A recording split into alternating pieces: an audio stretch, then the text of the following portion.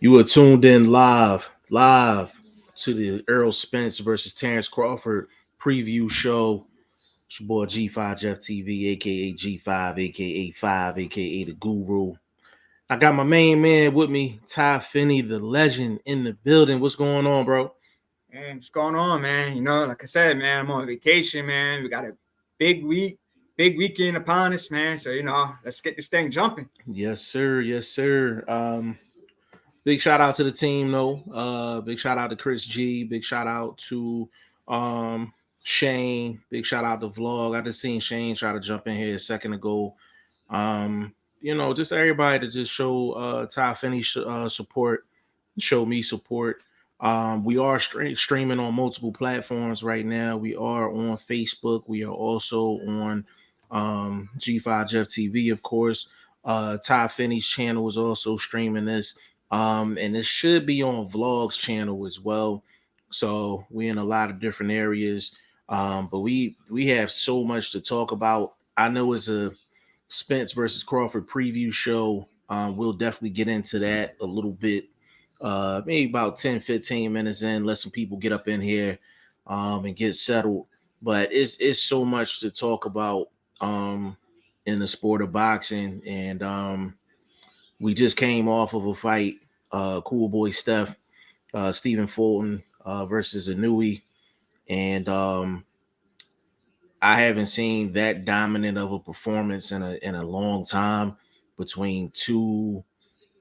You could arguably say Cool Boy Steph was a top 10 pound for pound fighter. If he wasn't in your top 10, he definitely should have been in your top 12 for sure. And then Inui was pretty much in everybody's top 10 that knows anything about boxing. To see one guy get dominated like that when you're talking about 2 pound for pound guys, you don't see it often. And big shout out to Inui, man. What was your thoughts on that fight, bro? Yeah, it went the way that I expected to go. Inoue is a power puncher. Fulton is the type of fighter that fights his opponent's game, and he always good at it. But the power was just so different. Fulton with only 8 KOs and 20 some fights, and Inoue like almost all knockouts in all of his fights. I just knew that eventually Inoue would get him out of there. So Yeah. We got my guy Jo in the building. Says salute G5. I know you from Philly. Respect to Fulton for taking the fight, and he'll be back strong. But that monster Nui is just on a different level. Japan fans showed major love to both warriors.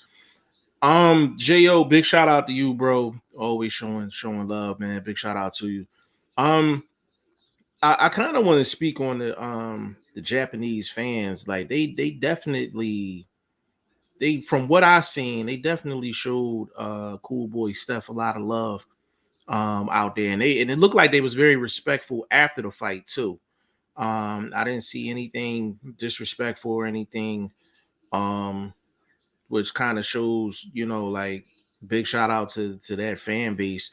Because if I knew he was here, like it'd have got super ugly, But yeah, like Cool Boy Steph went out there and he tried to get a legendary victory, and it just didn't work out for him. Like, got my guy up in here.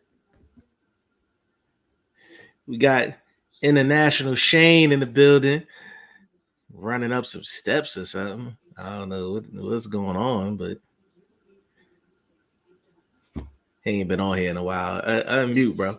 Yeah, sorry, bro. It's Nah, chaos in my nah. house right now. That is VP Shane in the building, aka International Shane.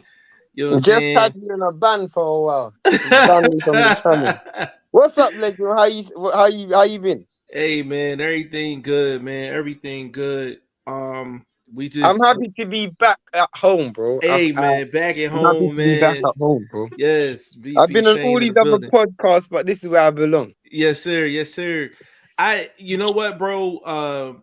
We got into the Fulton and the Nui fight. I know we talked earlier, but I think people need to hear kind of your breakdown on it, and it's you've come at a good time because like people just watched the fight and they was just like, oh, he just got beat up. But you know, you got to come here to get the technical aspect of it. So, Shane, if you don't mind, can you kind of give people what you saw in that fight? Why was Anui so successful, and why was Fulton just he couldn't get any answers in the fight? Well, I think when you look at the fight, and it it's funny because going into the fight, obviously, I really wanted Fulton to win, and my boxing heart and my boxing mind was just saying, I'm hoping Fulton can get the job done. But I knew it was going to be a tall task from the beginning because obviously the power. The question mark was whether the power is going to translate forward, like up, because he's fighting at 118. He's moving up a weight class to 122. And obviously Fulton's fought punches before, and he never really seemed, rocked or phased by their power. But obviously, Inoue moving up a weight class, we're just wondering how that power would translate. Now, 1 second, Jeff. Go ahead, you got it. Yeah, so obviously now, when you look at the fight back, if you look at the first round specifically, you can see that Inoue got Fulton's respect in the first round, especially with the jab. The fact that he was able to establish the jab early. And if you look at Fulton, he's always been a really good boxer, and he's never really been in there with anyone who's been able to beat him to the punch in terms of timing, speed, any of that. And Inoue done that really early. And I felt like after he felt the power and there wasn't any range Fulton felt comfortable at. And I felt like going into the fight, he would have thought, well, all the way out would be comfortable for me because I got the longer reach and I got the better jab. When he got beat to the jab, it was almost like he was in no man's land. And he ran out of answers before the question even got asked. And that was the problem. Before there was even a question asked, he ran out of answers. Good point. Good point. I know another thing. I know ESPN was talking about this during the telecast of the fight. They was talking about how wide Fulton's stance was. Um, give us like We the we we positives and negatives on a we wide we, base.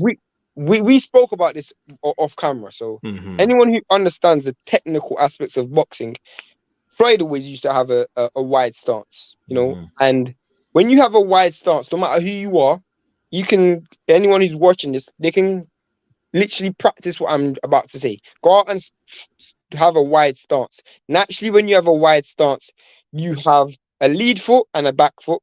You have a lead shoulder and a back shoulder. So when you have that stance, naturally you're side on. So if you have a wide stance, and the wider the stance is, the more side on you are. Now, the reason why that's a problem in a fight like that is because when the only safe place is all the way in, you need to make sure the gap between your front foot and your back foot is closer. Reason being is because you need to transition inside as quick as possible. I want everybody to do this right now. Try and run, literally try and run with one lead foot. In order for you to run, one foot has to go in front of the other, and the trailing foot then has to go back in front of the other. That's how you cut off the ring. To cut off the ring, you have to be as square as possible because your back foot at some stage has to go in front of your front foot. That's how you cut off the ring as quick as possible. The fastest way to cover ground is when you're square. No matter how you look at it. If me and Bolt was to race right now and he was to sidestep and I was to run square, I would get to the destination before he does because I'm square. So the Right. reason why that's a problem is because when you have someone like Fulton who realizes real early that he can't fight off the back foot, which when you're side on, fighting off the back foot is perfect. But when you have to cut off the ring and go inside, you need to be square. You can't be side on because you don't cut off the angles quick enough. specifically when someone has better foot placement than you. The reason why is because if you're side on, they can pivot left, they can pivot right, because you haven't cut off the angle because you're side on.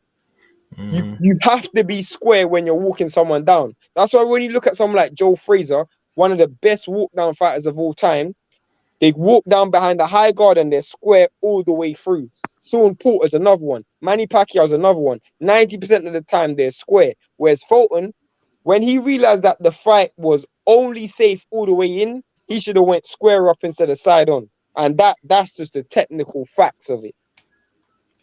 Yeah, I thought they mentioned this wide base, and I was like, I didn't feel like they went any further into it outside of him just having a wide base.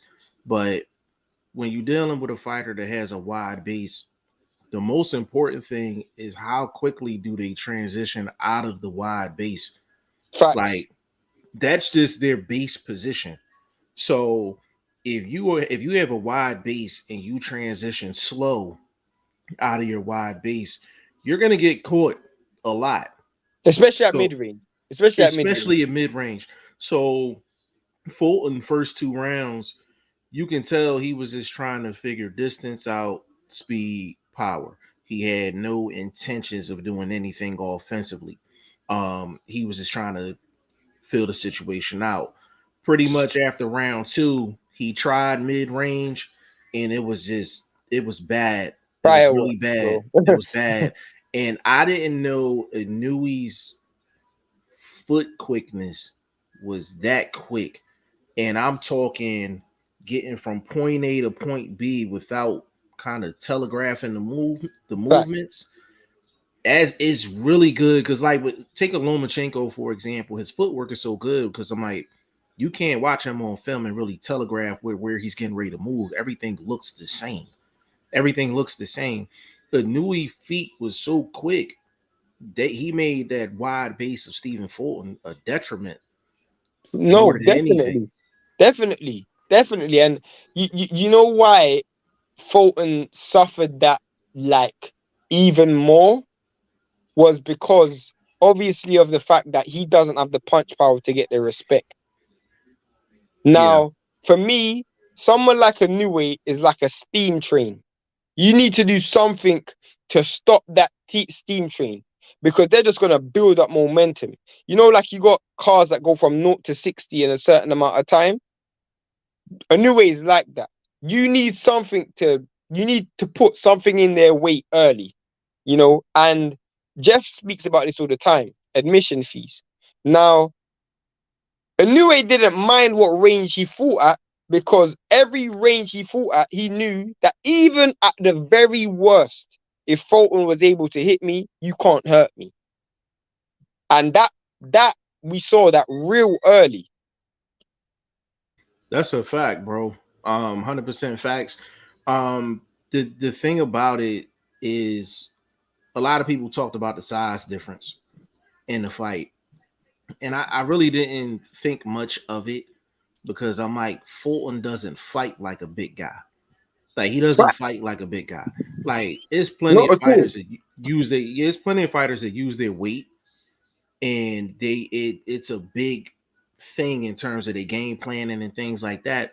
Fulton don't use his weight. He don't use his size. He's not a bully on the inside. Like he got that nickname for a reason. You know what I'm saying? Like he's not the rough and tough guy that's gonna, you know what I'm saying, like bully you on the inside. So I didn't think the size was really gonna be a factor.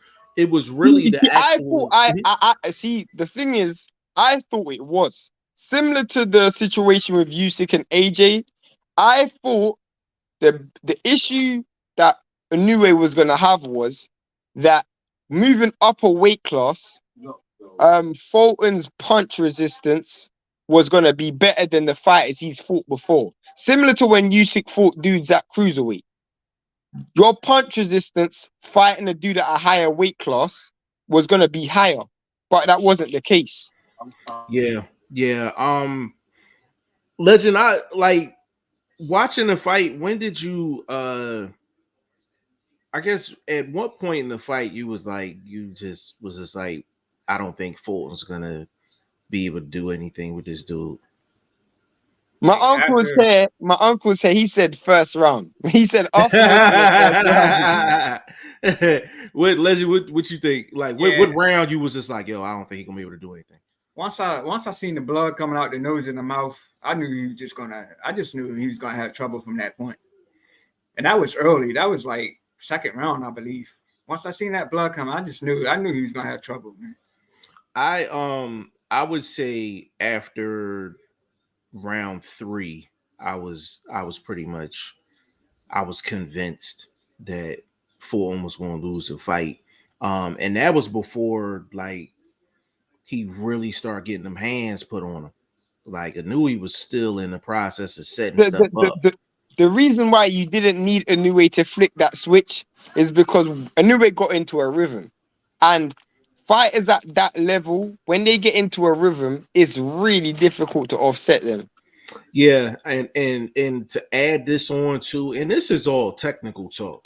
Like it's easy to get on camera and be like, "Oh well, Fulton just got beat up, he got his ass whipped." Like no, like there's a process that was done, um, for Nui to be that successful. Number one, he was in Fulton's head before the fight started. He was in Fulton's head before the fight started. He was worried about the power. He was worried about the speed. He came into the fight not sure of what he was walking into, and he fought like that. Um, the reason I said round three is simply because first two rounds he fought on the outside, he's getting picked apart.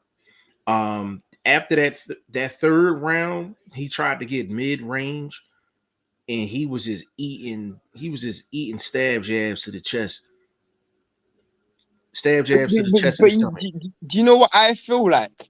I feel like when you look at that fight, Inoue hit him with like power shots in the first round, and insert. Of course, in certain aspects, you got like how can I say it? Like when you get someone's respect so early, certain fighters react certain ways, and it's funny because I don't know what Inoue's mindset was going into the fight. I definitely know Inoue had a game plan really early because when you think about it, at no stage did Inoue look phased by anything Fulton done. But Yeah, the reason why that was because Fulton didn't try anything new. He literally he literally looked shocked by the yeah, approach that Inoue came with. And I almost feel like it was part of Inoue's game plan to go, I'm gonna beat you boxing first. Because when I beat you boxing first, and then you go into the toolbox and realize there's nothing else in the toolbox you can beat me with, that's when you're gonna realize you're in trouble. and that's a great point when because nobody talks about that. Like you could tell Fulton, Fulton, Fulton really didn't earn no respect after the first round and after the second round. Inui was like, this dude ain't got. I'm walking right through this dude. I'm playing my game and that's it. So Inui never felt like he needed to change his game plan. He never felt like he had to do anything different. Like he went in there and did typical Inui. And when you are a guy, you're on the road, number one. So you're going in with the mindset like, yo, I got to get him up out of there. And you only got 8 knockouts and 21 wins. So you're already up against it. Then physically, Inui's the superior fighter on every physical level. Power department, Inui. Foot speed, Inui. You know what I'm saying? Hand speed, Inui. Like, so when you physically don't have any real advantages, the only advantage you have is weight, and you don't have a style where you are actually using your weight to your advantage, it's not really much you can do with a guy like that. I slightly disagree. I slightly disagree, and I know where you're coming from. I know where you're coming from with that. Um, but why I slightly disagree where you say that there's not much you can do is the fact that I feel like in fights like that where dude has more physical advantages than you, which we've clearly saw. He had a bit of hand speed, he had a bit of foot speed, he had a bit of punching power. I feel like you almost got to make, and mentally, I also felt he was more prepared than Fulton. Yeah. Because I felt like Fulton almost, after he felt the power, he ran out of ideas. But what I feel like what you can do, and this is probably, I want to say the only thing you can do is you got to try and make this guy as uncomfortable as possible. Mm-hmm. Reason why I'm saying that is because do you remember when Charlo fought Tony Harrison the first time? Mm-hmm. Every physical advantage Charlo had in terms of power, in terms of everything. And Right. obviously in an opponent's territory, you always have to feel like the fans are against you. But sometimes you can turn the fans against the home fighter. And the only way you do that is by making this fight as boring as possible. If I'm in the crowd thinking, bro, I've been waiting 5 hours to watch Inoue fight, and Inoue ain't landing no money shots, I'm going to get frustrated.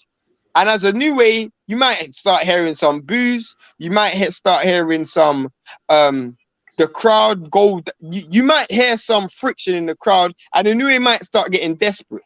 After the first 2 rounds, if I was Fulton, I would have made this a fight of attrition, which would have been like, okay, let's see how you fight down the stretch. You've never really been the distance before. I've been the distance, 20 times. Let's see how you fight down the stretch. That's what I would have done. Let's see how you fight on the stretch. Let's turn this fight into a high output, high intense fight where you got to use your legs. You got to cut off the ring, a bit like what that Boots opponent done. Obviously not that negative, but let's see how you fight down the stretch. And once I've taken your legs away and you get a bit tired, then we can fight. Because when your dude's got all those advantages, you have to find a way to level the playing field. And the only way you can do that is by just trying to make this fight as boring and as dull and as nasty as possible. Run, hold, hug, just be as negative as possible. And then when it gets to the second half of the fight, after Inoue's thrown, because everything Inoue threw was pretty much power shots. After the first half of the fight of 6 rounds of just non-stop power shots, let's see how much gas you got in the tank now. Yeah, and the thing about it with Fulton, like, it's hard to make a guy uncomfortable when you're not comfortable. He just, like, you know what I'm saying? Like, he just never looked comfortable, like, at all in the fight. Asked a good question, by the way, Jeff. Check. Okay. Let's get in the comments real quick. My guy Bruce Gas in the building, man. Big shout out to you, bro. Wow! Shout out to Bruce Scores. I ain't seen him in a long time. What's up, bro? That's my guy, man. J.O., he said Inoue up jab was beautiful. His jab in general from all different angles was phenomenal. His jab, he throws jabs, and his feint game is nice too. Like, he was feinting Fulton and making Fulton reset off of a feint.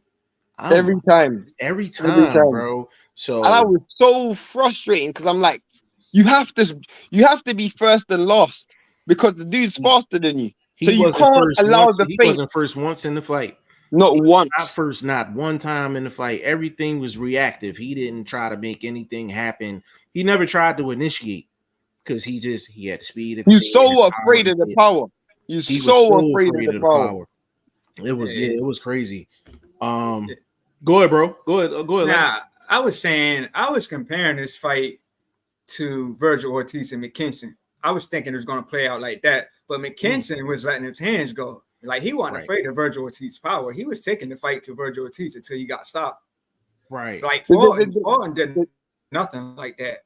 Nothing like what McKinson did. And Fulton had more power than McKinson. The difference between Fulton and McKinson, which me and Jeff covered this fight. McKinson fought a puncher before that in Chris Congo. Chris Congo was a big puncher. So he already knew how to deal with a big puncher before. Me and Jeff covered that fight. Remember, Jeff, when we done Chris Congo versus McKinson? He already knew how to deal with a big puncher, so he didn't go into that fight with the same level of fear that Fulton did. Yeah. That is a good comparison, though. That is a good comparison, though, for real. Jo said, after this dominating performance, where do you have Inouye on a pound for pound?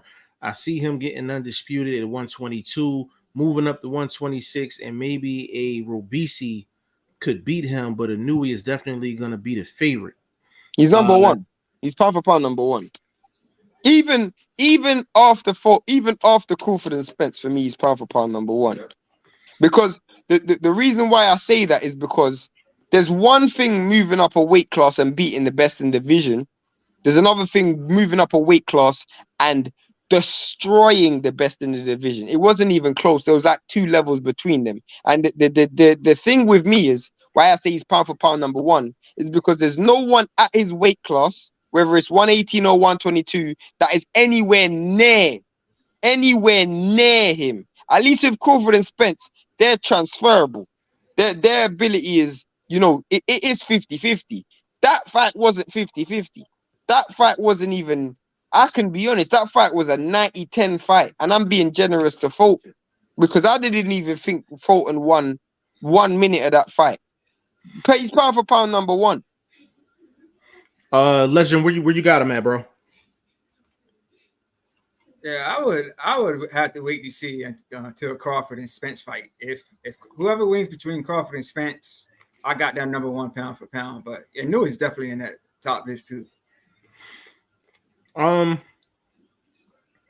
He should be in everybody's top 3. If Inouye's not in anybody's top 3, we're gonna have to fight. Like we definitely gonna have to scrap, for sure. So he should be in everybody's top 3.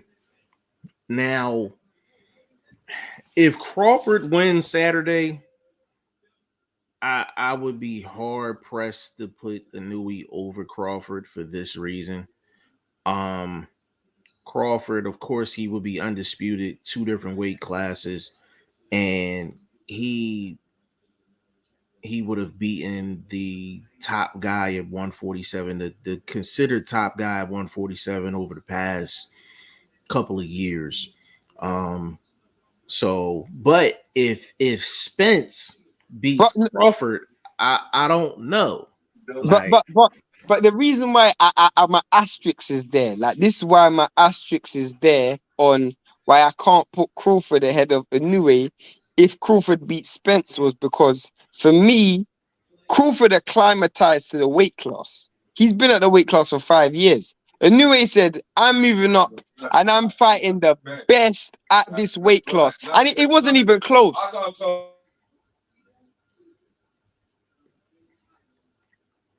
What your uncle think? What your uncle think, Shane? He was talking right now, so I just had him on. No. Yeah, tell him to get a camera. He was basically saying what he said was he was saying that Crawford and Spence, the issue again, in your first fight moving up a weight class to knock out, and this is a legitimate champion, to knock him out in your first fight at that weight class, it supersedes everything Spencer Crawford's done. He outboxed him, and then he won the game from the first round, man. He won the round, he won the fight. Yeah, so he said, yeah. You gotta factor this in too, though. Like Stephen Fulton was head shoulders the best at 122. I guess what I would have to kind of not even combat it, but just playing devil's advocate is Crawford and Spence should be in everybody's top 5. So whoever wins that fight would have a victory and undisputed versus a top 5 pound for pound guy. So if I had to argue that, that's probably where I'm going with it. But I will say this though, Inouye in boots. Definitely not Spence. The reason I say definitely not Spence because this is his weight class. So in all due respect to Spence, and I love Spence, he's fighting a guy who is at his weight class. So Inouye's already cleaned out his weight class. He moved up to find a challenge and he didn't even find one. It's similar to if Errol Spence moved up to 154 and knocked Jamel Charlo out in the 8th round. That's what is similar. Let's be honest. That's what he done. Inoue moved up to the weight class and fought the consensus best at that weight class. What people are forgetting, Fulton beat Danny Roman, he beat Figueroa, he beat Angelo Leo, he beat 9 undefeated champions in a row. Yeah, So yeah. he beat the general consensus best and he knocked him out. He outboxed him, then knocked him out. Like, bro, it's different. Fulton, I had Fulton, I think 10 on my pound for pound list going into the fight. If you had him slightly outside your top 10 pound for pound, I'm cool with that. If you had him in your top 10, I'm cool with that. Bottom line is cool boy Steph's a bad boy. He's a bad boy. And you know, Inui, and I was explaining this to vlog off camera. I'm like, cool boy Steph ain't forget how to fight yesterday. Like, you understand what I'm saying? I'm like, there was a reason why he fought like that. And Inui's the reason why he fought like that. It's going to be it's a discussion. It's a discussion because you even got to factor in like now I love Beterbiev, like love him to death. And he has a similar outside of the jumping of the weight class, like in terms of what he's done in his career. Like, you can really look at a guy like a Beterbiev, guy like an Inui. Like, these guys are just like, when they go in the ring, it's not just a W. Like, they're planting the flag in the middle of the ring. Like, it's different. So it definitely needs to be a discussion. Even after Saturday, where that's a perfect time to have the pound for pound discussion. But you know what though? After Saturday for me, and I was saying this, I feel like we need to scrap the pound for pound list and just look at guys like Spence and Crawford and Inoue and Usyk as all-time greats. They're just all-time great fighters. It's not even. Sure. It's like when people were talking about Leonard and Hagler and fighters of that ilk. It's not about pound for pound. They're all-time great fighters now. Who was pound for pound ahead of Floyd and Andre Ward? It doesn't matter. They're just all-time great fighters. That's how I look at it. Yeah, I agree with that. And again, like, you gotta salute Cool Boy Steph for even taking the goddamn risk.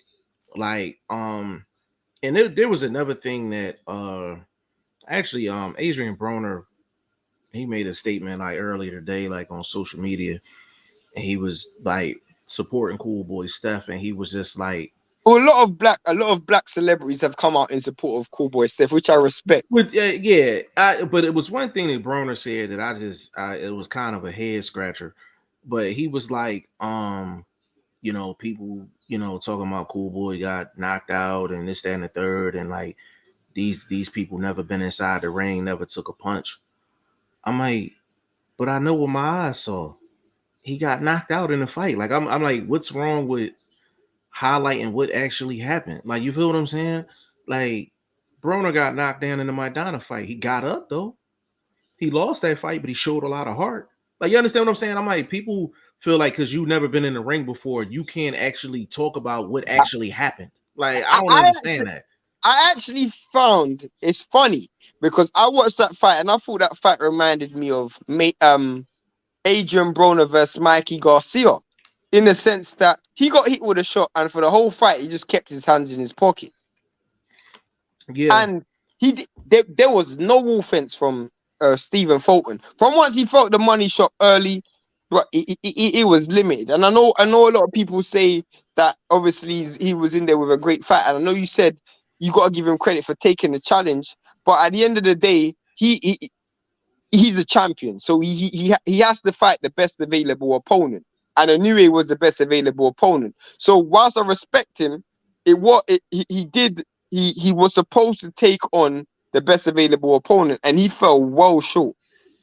Yeah, no, and it is what it is, and it's like, it seemed like people are like afraid of like somebody that's like speaking an actual fact, like somebody saying Cool Boy Steph got knocked out. dominated. Like, that's not false. Like, it's not false. It doesn't matter if you got in the ring before or not. Like, that is a fact. Like, you know what I'm saying? Inouye had a dominant performance. You understand what I'm saying? Like, so a lot of people have shown support, for Cool Boy Steph, but Do you know? Do you know what is so scary for me? And I think both of you and Legend can agree with this, in the sense that it was scary at the fact that this guy cleaned out 118, and he looked better in this fight than he looked at 118. That's what's so scary for me. He looked better at 122 than he looked at 118. where does he cap at? Does he cap at 26? I think 26 will be a bit of a stretch, because I feel like obviously he's already done 4 weight classes, and he does have a small frame. His power will translate up, but once, like, 126 has some real tall, big dudes. Like, you got dudes like, obviously Rabisi is similar in height, but someone like Lee Wood, he's about 5'8". You got a little range and height. It will be slightly different and difficult. Ray Vargas is another one who's very tall and very, very rangy. They can beat Inouye not because they're better than him, just because he just taken one step too far. You see what I'm saying? Even if he was to fight like an old Shaq Foster, for example, it's just one step too far. Not because of skill, it's just because of size. It's just the dynamics. Him against Robisi would be a really risky fight. He is a Robisi was on the undercard as well, and he got a knockout as well. He got a knockout on the undercard. Yeah, Robisi's a really good fighter. I think 122 is his cap, but because of the lack of competition at 122, he gonna dip his toes at 26. But it's funny because you say there's a lack of competition at 122, but the only reason why we say that is because of what Fulton done at 122. You see what I'm saying? Not necessarily, because so our top guys was Fulton, MJ, Raïs Halim just lost. Raïs Halim just lost. He was a top 5 guy. Figueroa. I think I don't give Figueroa 5 rounds. Yeah, well, with that fighting style, it's going to be a bit difficult because he's just going to come face first. The guy who just beat Ahmed Aliyev, I can't remember his name, but the guy who just beat Ahmed Aliyev, right now I'm having a mental block, and I literally was talking about him earlier today, who Inouye is going to fight next for undisputed. That was the Filipino guy. Yeah, that dude can't bro, this is ridiculous. The dude's going to be undisputed in 2 different weight classes. Are we really having a competition of who's pound for pound number 1? Like, he's going to be undisputed at the same time. Are we really going to have that discussion? Well, we're going to have it after Saturday. I mean, people can't. I respect. But like, Buddy's been my pound for pound for a long time. But like, he's going to be undisputed in 2 different weight classes at the same time. Are we actually having this? Are we actually having this discussion of who's pound for pound number 1? Now it depends on in the fashion of Crawford winning. Now if he mops Spence, then the thing is I can't see that discussion. The thing is I can't see that. That's why I can't see that. We're gonna have to have that discussion. I think there's more of a discussion if Spence wins than Crawford, because Crawford, you could say the same thing as you could say with Inouye, but he has the better top opponent. You feel what I'm saying? Like, so you can go in there and rumble off of that. But if Spence wins, there's still going to be a lot of people to say that Inouye is still pound for pound number 1. Shane one of them. You know what I'm saying? Let me get in the comments real quick. Let's see. Jo said, I also have Inouye pound for pound number 1, Shane, but if Bud wins, I have him number 1. Spence wins, I still would have him behind Inouye. Spence has fought twice in 45 months and only 1 division champ. Bro, I think Legend, didn't Chris G say that yesterday?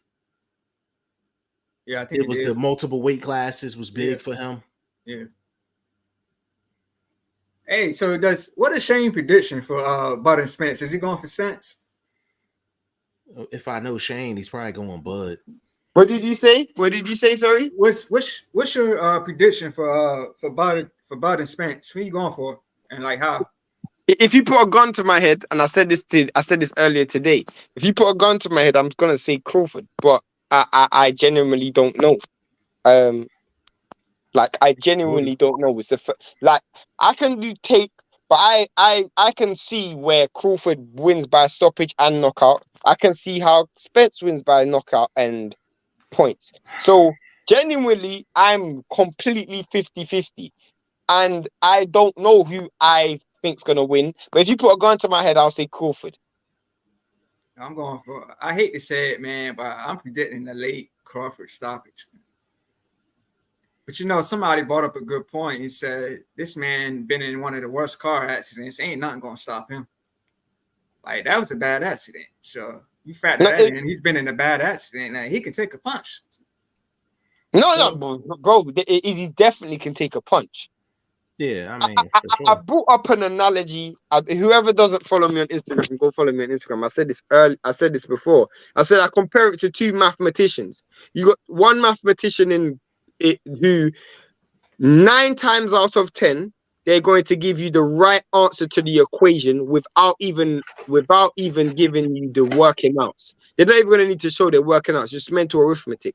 1 + 1 = 2. Like literally in their head, they're always 9 times out of 10, 90 times out of 100, they're going to give you that right answer. However, you got the mathematician where 100 times out of 100, they're going to give you the right answer. No matter what the question is, they're going to give you the right answer. However, in order for them to give you that right answer, they need the paperwork. They need that extra piece of paper. They need that time. They need that extra time, the extra they need to run the experiment. They need to get the equations. They need to show their working outs. They need an extra bit of time and paper to figure things out. Crawford is that. Crawford needs the extra time to get to the timing. He needs to get the range. He needs to figure certain things out, like the pace of the fight, the pace of the opponent. If you give Crawford the time and space to figure you out, I don't care what fighter you are, whether you're Sugar Ray Leonard, Tommy Hearns, Floyd Mayweather, you will never beat Crawford because his timing is impeccable. So if you give him that time and space to figure you out, you've lost. It's not about winning anymore. It's about self-preservation. Because not only does he have the technical ability to beat you and outbox you, but he's got the dog to knock you out. There's nothing you can do once he's got the timing. However, Errol Spence is that fighter who ain't going to give you that time. He ain't going to give you that extra paper to find your working outs. You got to find that working out on the fly. And this is what we're going to find out. We're going to find out who has the ability to knock out who. Yeah. Jo, we're definitely gonna have to address that after Saturday. But let me run through these so we can actually get into Spence Crawford. Ty, big shout out to you, bro. He said, I know it's early, but do you see in a perfect world a Nui versus Tank Davis super fight? No. Legend brought that up to me earlier. I didn't even hear about that, but it's just too much of a weight difference. Too much of a weight difference. It's a great fantasy fight, but too much of a weight difference. DM3, what's going on, bro? He said, what's up, guys? Good to see y'all. I was going for a minute, but I'm back. When y'all get to talking about the fight Saturday, I'm rolling with Spence. Good to see you, bro. Jo, he said, I just saw Tank versus Chris Colbert is supposedly in the works for December. SMH, I hope that's not true. Floyd was supposedly holding him back now. What will be the excuse? Let me answer that, man. Go ahead. So I was hearing that too, but I was seeing a guy post that he claims to be on the inside. He's saying it's not true. So he basically cleared that up and said it's not true. Okay, I heard the opposite. I heard they're definitely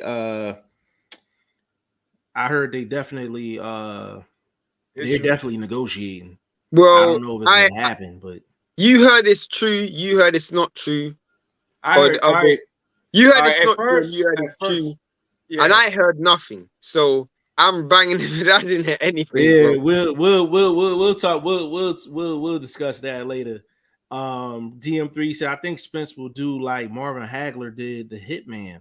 It's not going to be a slugfest, but I think Spence is going to do the same thing Marvelous It, did it, to it, him by it- pressuring it's, him and stopping him. it's funny because I actually feel like there's a chance that this fight can be like that. There's a very, very high chance that this fight can be like that because I think when Crawford gets hit, he's going to want to fight and it's just going to turn into a brawl.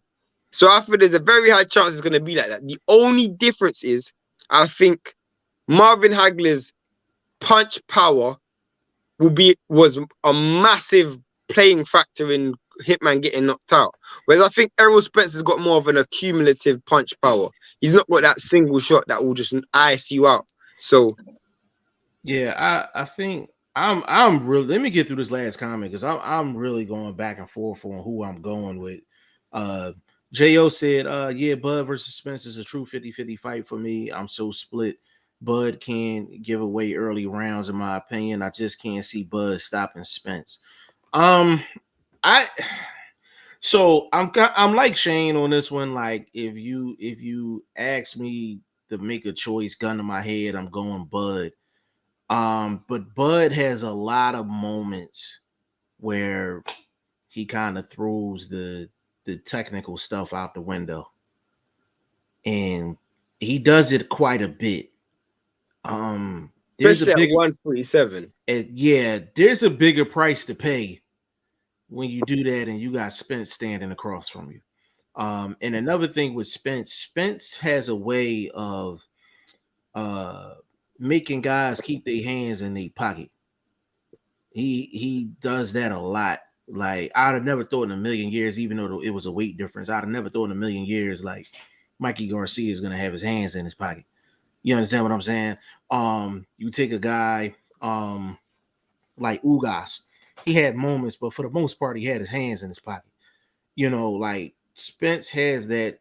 He has the ultimate style that is difficult to deal with for a guy that's not like super athletic.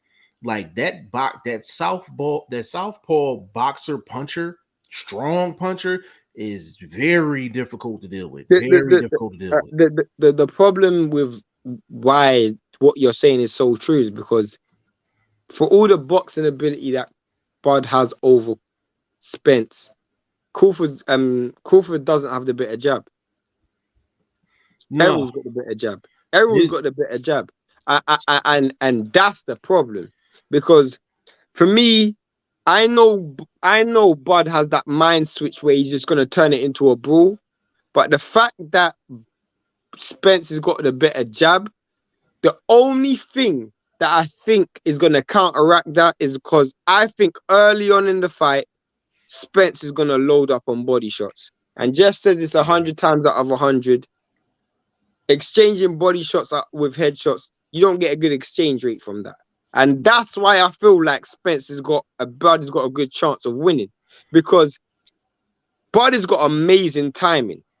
If you're like trying to land 3s and 4s body shots for Bud's 1s and 2 headshots, he's gonna come out better on the exchange.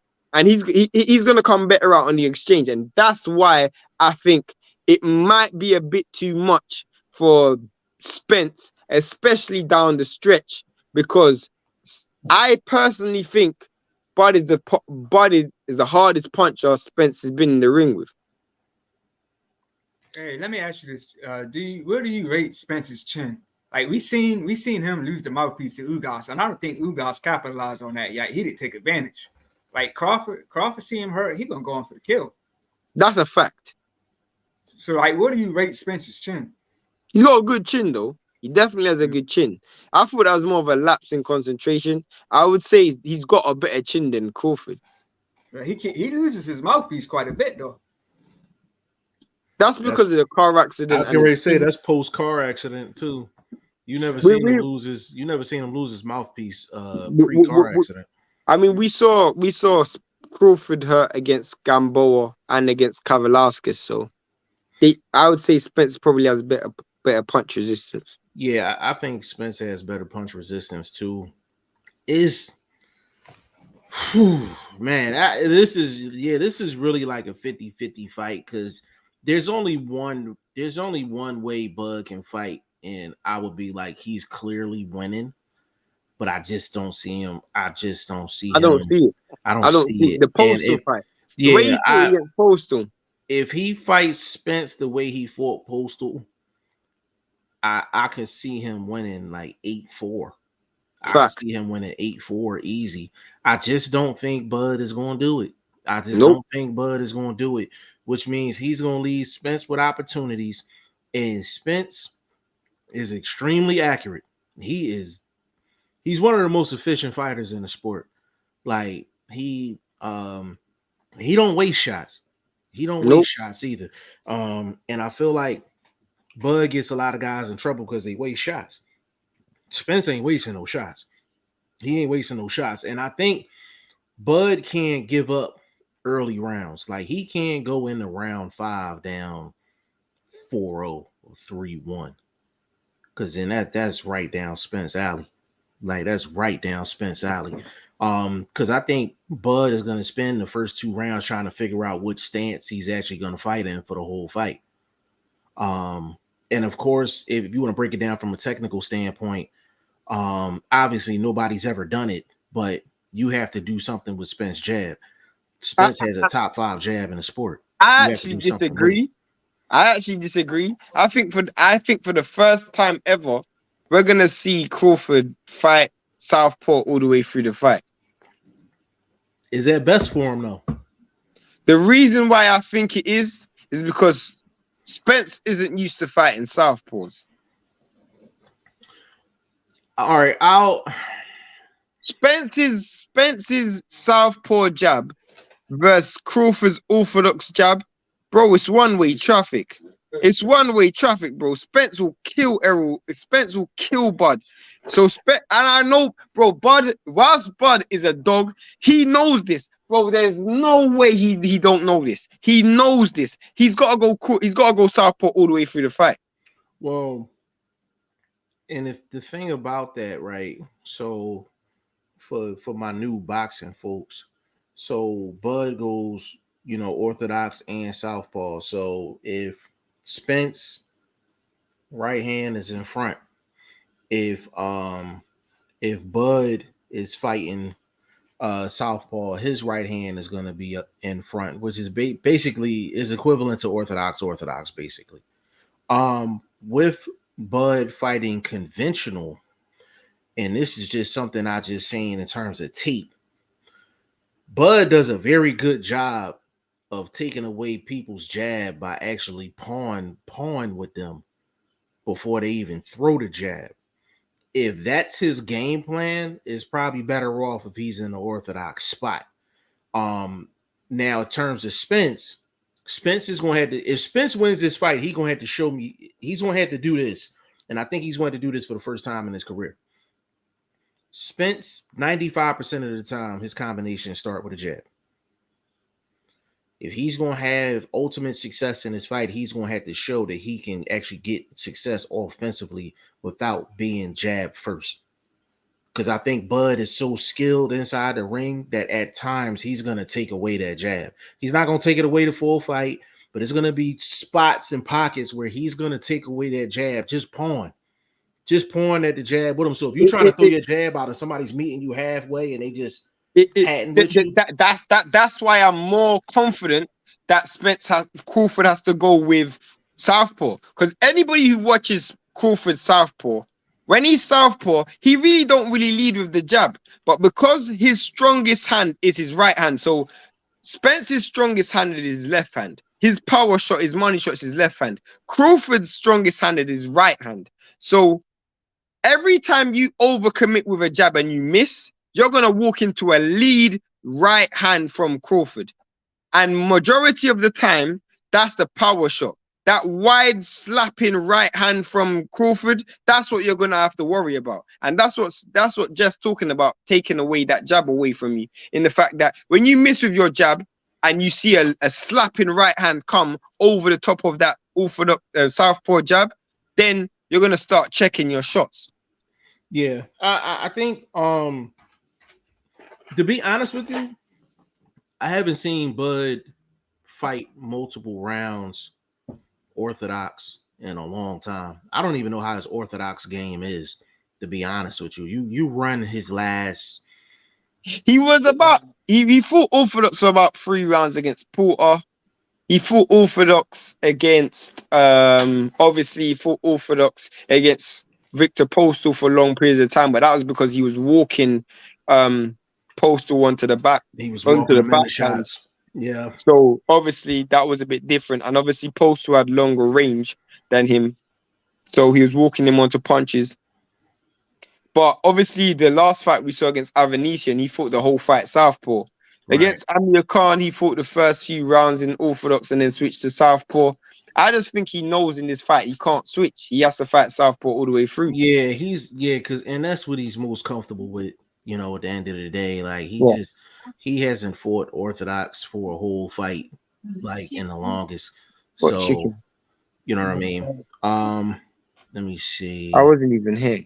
Um, For sure, but I saw it. It's fun. Andre Southgate, full support. Salute to all. Big shout out to you, bro. Big shout out to you. He also said, finally, the fight is here. Spence versus Crawford. Great fight. My guy Matt in the building, he said, cut to the chase. Who wins? Now, are you talking from a betting standpoint or who will we talking about? Like, I think, gun to my head, I'm going Crawford, but I could easily see Spence winning this fight. I'm gonna go Crawford. I'm gonna go Crawford decision. I'm not confident in that at all. Legend, what you got? I got Who you got? I got Crawford late stoppage, but I kind of feel like he would go into this fight like Triple G did against Canelo. We all know that Canelo, Triple G got serious power, but I don't think he really pressed as hard as he could.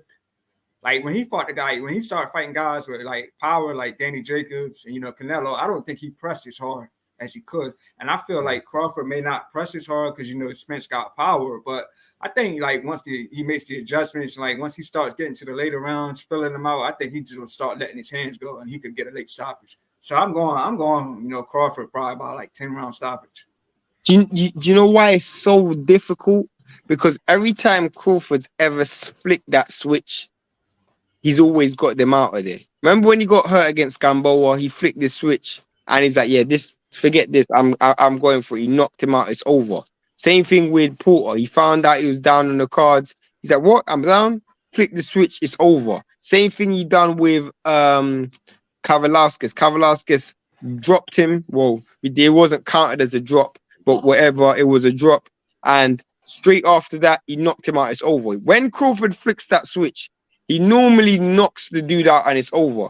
What does Crawford do when he flicks that switch and lands the money shot and the dude's still there? That's the question. Because Errol Spence is still going to be there. Yeah. I agree. I agree, bro. He said these judges that fucked me. I had Loma and I had Hughes. I thought Kambosos got beat. I thought Kambosos got beat. I know I talked to Vlog. Vlog thought that Kambosos won. I thought Max won that fight. Shane, I don't know if you scored that fight or even watched the fight. Hughes beat Kambosos. Hughes beat Kambosos. So I just you know what was so funny?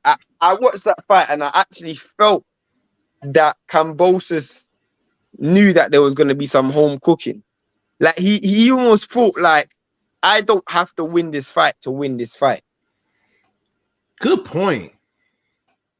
I didn't see the fight, man. I didn't see it. You didn't see it? Hey, Legend, when you get a chance, like go watch that.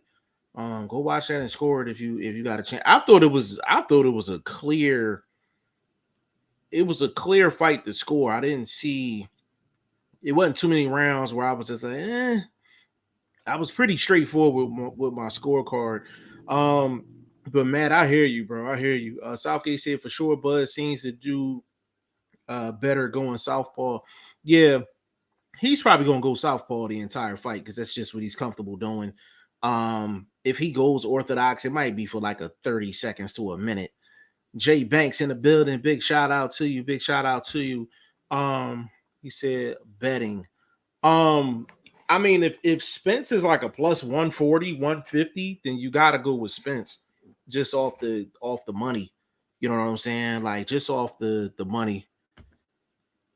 He said, I'm betting a draw. It could happen. It could happen. It could happen. I ain't gonna lie. Jay Banks is going for Crawford. Do you think there Um, will be a knockdown in this fight? damn, that's a good question.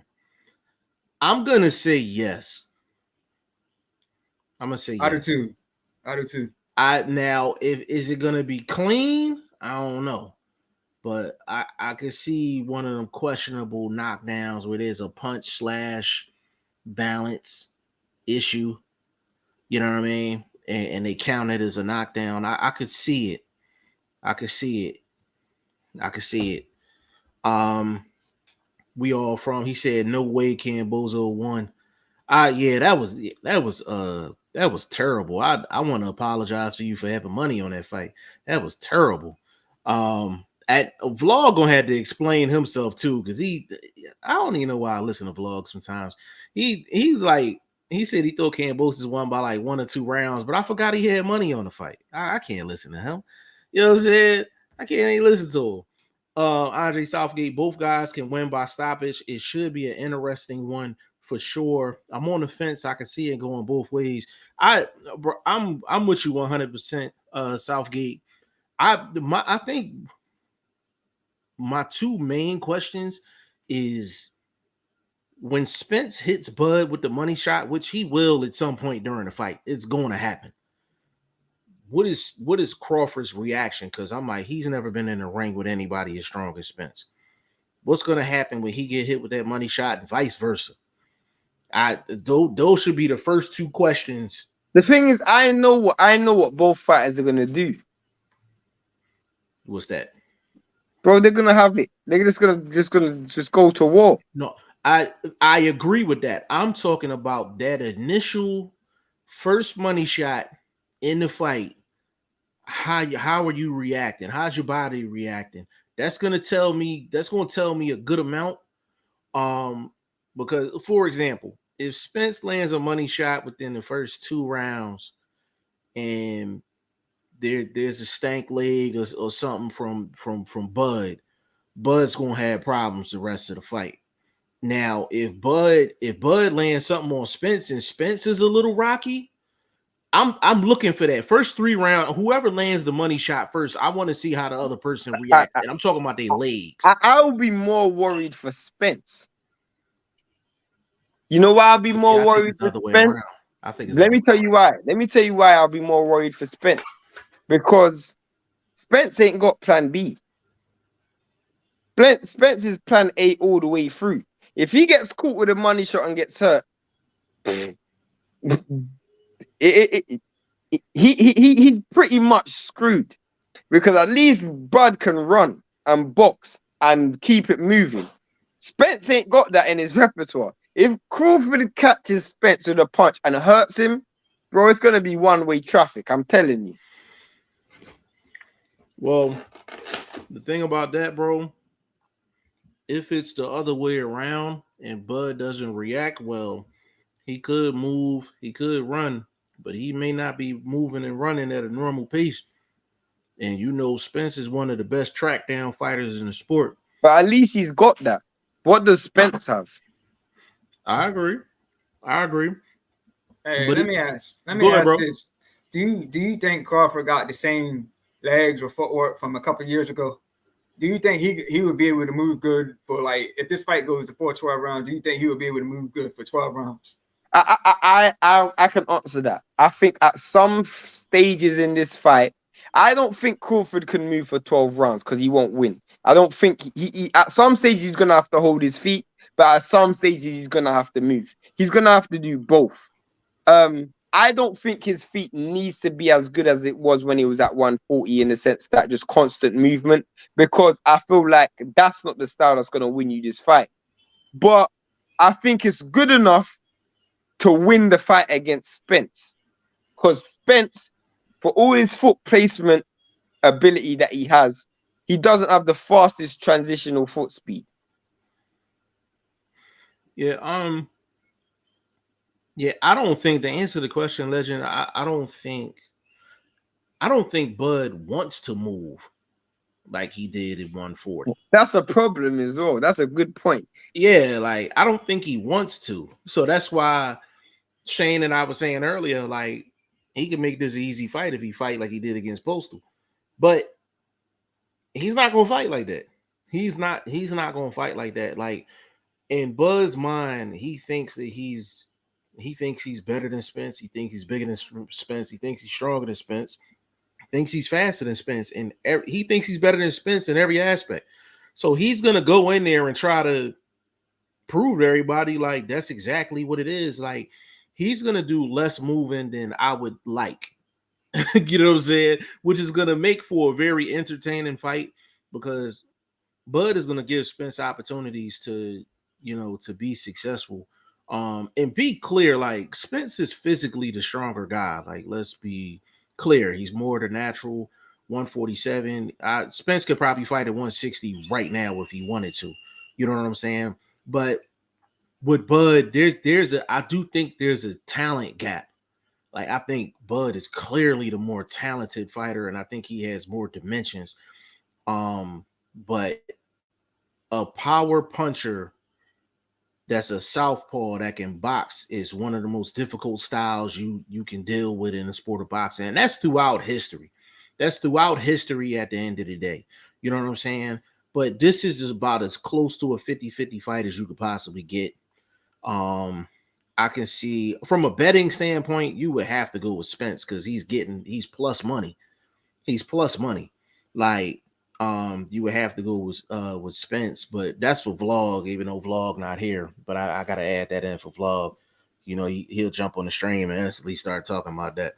You know what I'm saying? So hey, so Legend, let me ask you this, bro. If you had to give, what's the three things Bud gotta do to win this fight? And what's the three things that Spence gotta do to win this fight?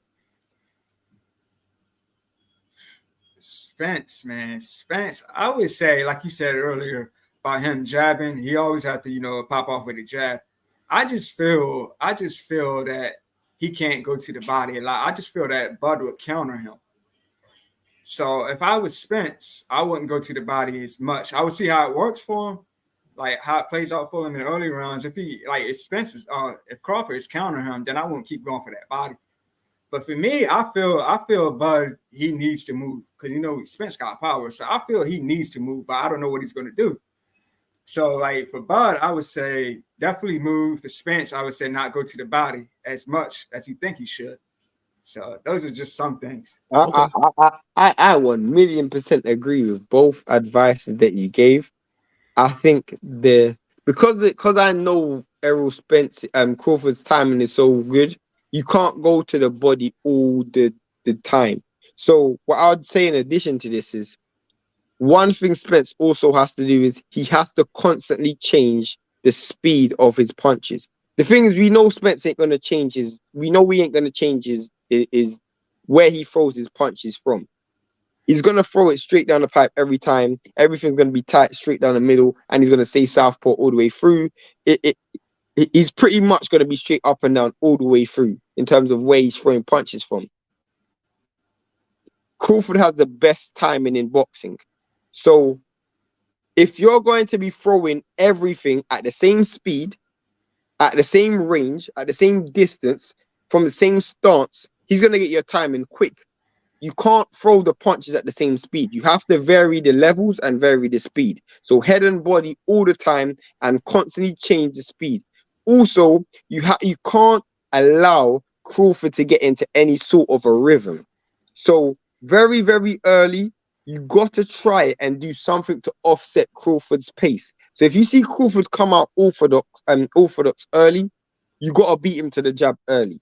If you see Crawford come from orthodox and then switch to southpaw, beat him with the footwork. Make sure your right foot is in the right place. Make sure your head is in the right place, and make sure you're throwing shots from the right place.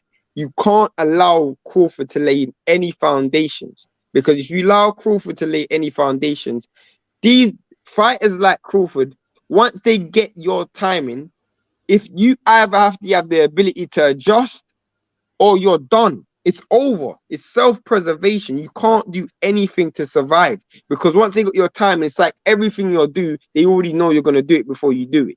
You have to find something to offset them. The other way around, I'll say Crawford has to find some way to nullify Errol Spence's punch output early. He needs to make this fight as slow paced as possible. So he has to land something early on Spence that gets his respect. So he's not just coming there throwing 100 punches around. He has to do something to offset him. I also think he needs to stay southpaw as long as possible. So Errol Spence has to worry about the lead right versus the lead right. If this is lead right versus lead left, Errol Spence is winning every time. Lead right versus lead right. That will be my advice for both. Yeah, for Crawford, number one, stay in the southpaw stance the whole fight. Simply because that's just what he's comfortable with. He goes into orthodox in spots, but it's not a long period of time. This is not one of them fights he need to be experimenting. Go southpaw the whole fight. Number two for Bud, he has to use his feet. And I'm not talking about use his feet and he gotta be moving all crazy around the ring. He don't even need to move as much as he did against the Postal fight. What he needs to do is use his feet to create angles to get multiple punches off. So the one criticism that I have of Spence, and it's not even a criticism, it's more so just he hasn't been in too many of these situations where a guy is getting off multiple shots on him. Spence really doesn't throw with you. Spence doesn't throw with you. He'll let you get 2 or 3 off, he'll block, and then he'll get right back to work. If that's the pattern that Spence is going to show in this fight, then Bud needs to throw for combinations. And what makes this fight so intriguing is sometimes Bud will throw for combinations and Bud will sit for 20, 30 seconds looking for the right shot.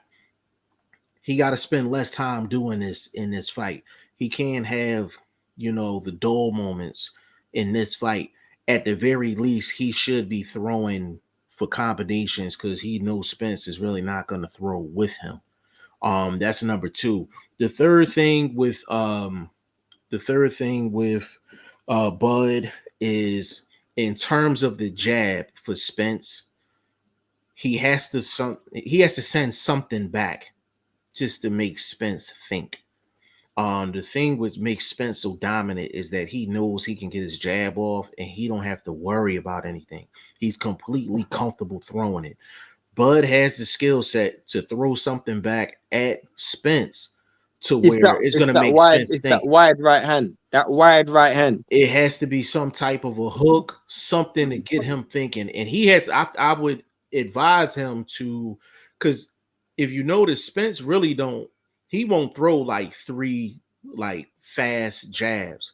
He throws 1 or 2 hard jabs, and the rhythm is pretty consistent.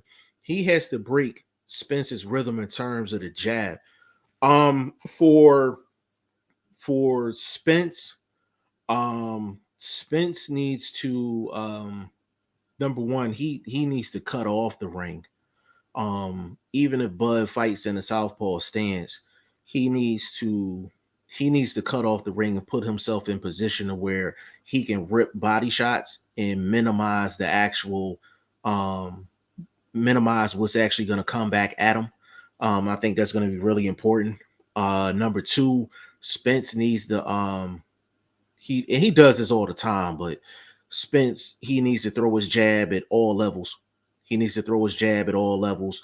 Because his hook is his left hook is going to be important as well. And I would say the third thing, he needs to change the levels on his left hook. Change the levels on his left hook. Especially if Bud is giving him some movement. He needs to at least throw that left hook out there just to let Bud know, like, hey, you could run into this shot. It's a lot of things that both guys can do, but this is what makes it such a fascinating fight.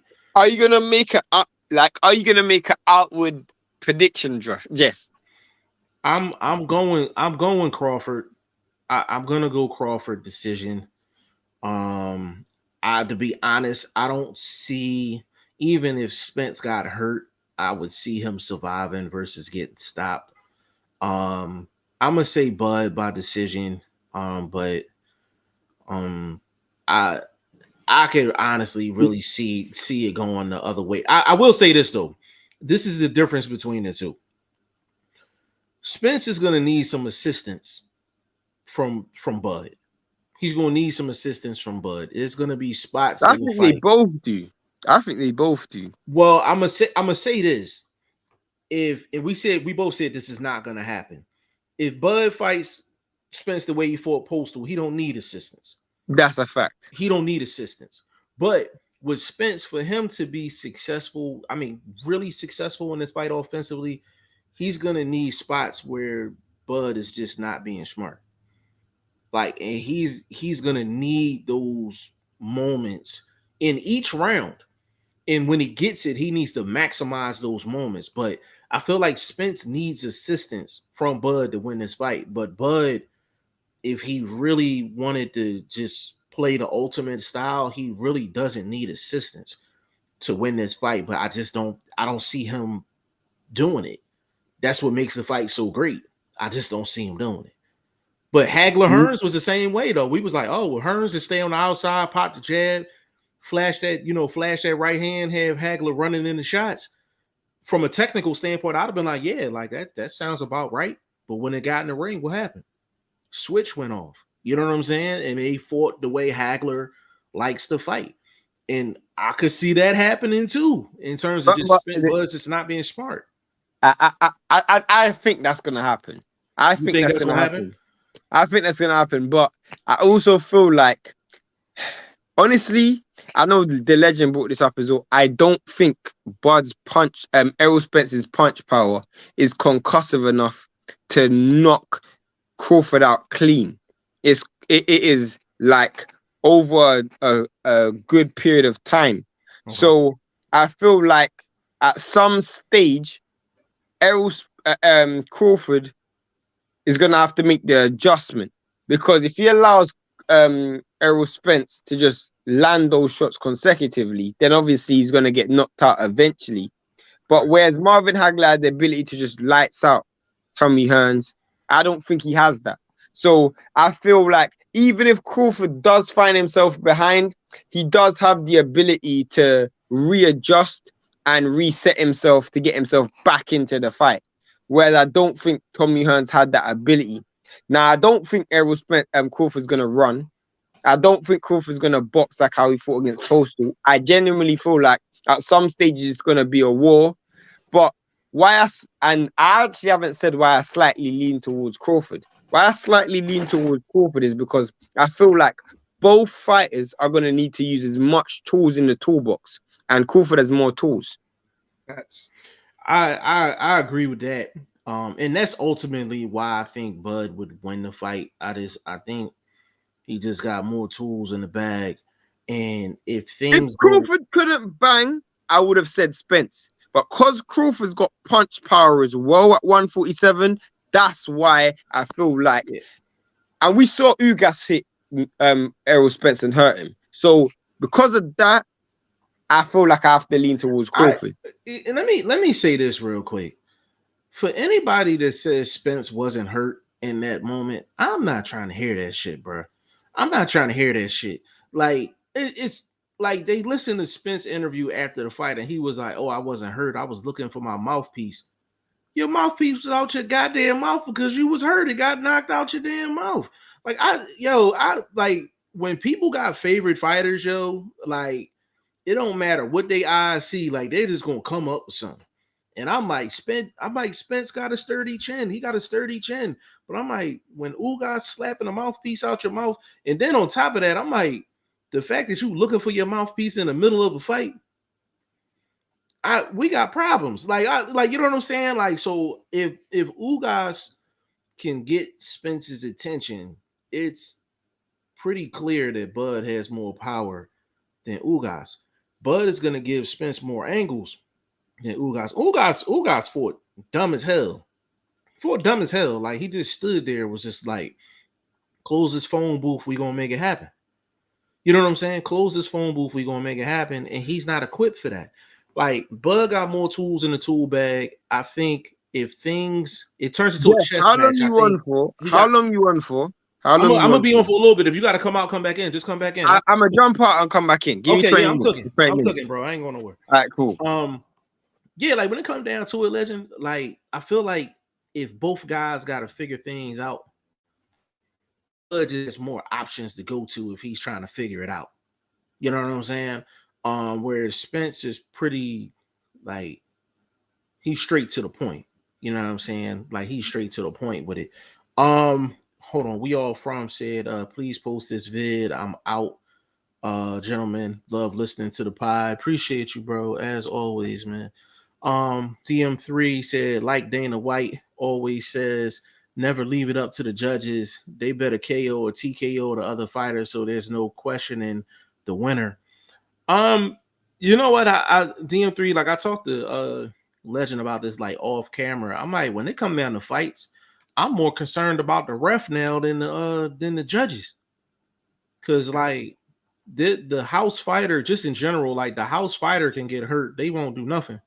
The B-side fighter do a half stank leg and they coming in waving and shit off. I'm more concerned now about the the referee than the actual judge. You know what I'm saying?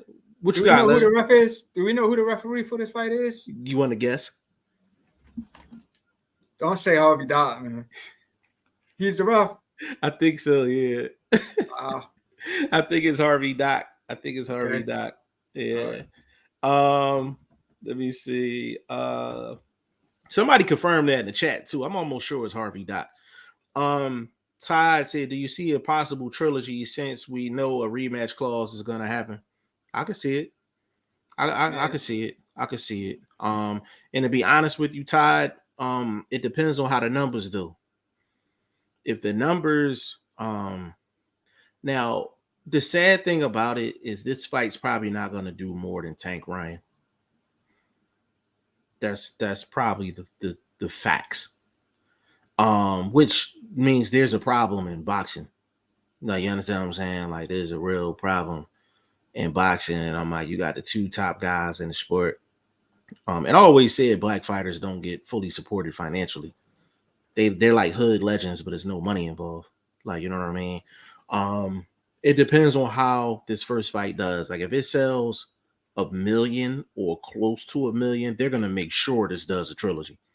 They're gonna make sure of that shit. What you think, bro? Yeah, I think like it all depends on the outcome of the first fight, and the outcome of the rematch. So if Bud wins one, Spence wins one, then I definitely the trilogy. But if one of them win, both fights back to back, I don't ain't no reason for a trilogy. Yeah, and another thing, Todd, if both guys know somebody like a Boots is waiting for them, they probably like, man, we better all fighting each other 3 times than you know what I'm saying, than to jump in there with a Boots. You know what I'm saying? So I could definitely see it happening, bro. TJ, big shout out to TJ. He said EJ is a dirty fighter. He loves punching low consistently. The judges are also suspect for this fight. Who is the referee? He needs to warn EJ about low blows. I'm almost sure it's Harvey Doc. I would put money on it. I think it's Harvey Doc. So now as far as the low blows, Spence is not really known for that, but I think in any fight a referee should be conscious of low blows. But EJ being a power puncher, a body puncher, of course you're gonna, you're gonna look for that. But he's such a powerful puncher. I would assume that most of his body shots are on the level. Because if that dude's hitting you low, you're like, yeah, You gonna feel it. yeah, you're gonna feel that. So you know what I mean? You're gonna feel Yeah. that for sure. Yeah. But hopefully, the referee will definitely be looking at that. Stanley Davis in the building. Big shout out to your family. He said if you saw what Spence said, he had a frontal because all his front teeth were knocked out. Yeah, okay. You talking about when the mouthpiece came out? So I think I think he did have one from the accident. Basically, he had to get like, if I'm not mistaken, I think he had to get more than one surgery to get his mouth fixed. So um, yeah, it's crazy. I like you could say Spence has more wear and tear on his body just off the accident. Facts, man. Like, and That's that wouldn't even be that wouldn't even be speculation. Um, Andre Southgate, I don't see the fight going a distance. If it does, I believe there will definitely be a knockdown in the fight. I could see a knockdown in this fight.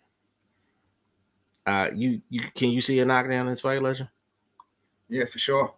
But like you said, man, it could be like a flash knockdown, could be like a push slip knockdown. You know what I mean? I mean, it can happen always, man. Right. Yeah. TJ said Tim Cheatham, David Sutherland, and Steve Weisfeld will serve as judge. That's disgusting. The third man in the ring will be referee Harvey Dock. I just looked, so that's good. Yeah, Harvey Dock is in the building.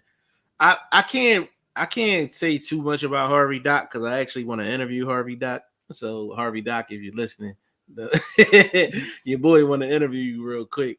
But Tim Cheatham, you see Tim Cheatham and Steve Weisfeld in almost every big fight in Vegas. They're going to be two of the three judges. David Sutherland, I think, is the judge that actually had Kambosos winning 117, 111, if I'm not mistaken. Or you know what? Was he? I think he might have been the one that had 117, 111 Kambosos, which is terrible. But yeah, that's not the most encouraging lineup. Like Doc is okay. Doc be when Doc ain't looking for the cameras, man, he's solid. But he has his moments where he just doing too much, in my opinion. Yeah, but I like you know, like he does chat with you, make sure you are in some fight. He'll chat with you, hey man, you good. Like take Cal Naki, Gerald Washington. Like he's asking watching, man, hey man, you good, man. He's like, if you ain't showing me nothing, I'm stopping. Like Washington wasn't showing him nothing. It's crazy because I think Harvey Dock does get better with the heavier guys. It seems like when he's had problems with fights, it's been like welterweight down. Like, you know what I mean? Right. I don't know why, but you know, TJ said Harvey did a great job with Devin versus Loma. To be honest with you though, like Devin versus Loma really didn't require too much refereeing. Like, really, like they really didn't clinch that much. Like, it was pretty consistent action. Andre Southgate, Cheatham, and Sutherland seem to enjoy working together. Yeah, they're always on. They always on cards. TJ, Tim, Cheatham. Hell nah.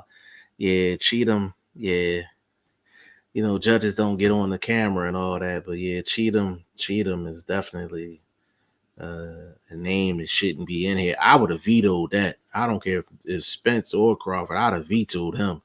Like, oh, hell no. Any judge that got a last name that got the word cheat in it, I'm cool. Like I'm cool. I'm straight. TJ said David Sutherland scored Kambosos versus Maxie Hughes a draw, and he'll be judging the Buzz Spence. I thought Maxie won personally. Okay, he was the one that had it a draw. I didn't see no draw. I ain't see no draw. I thought Hughes clearly won the fight. I think Kambosos reminds me of like in terms of people figuring him out and he's an easy hit. He kind of reminds me of Ricky Hatton on the back end of his career. Like that come forward bullying style, like people just start running through that later on in his career.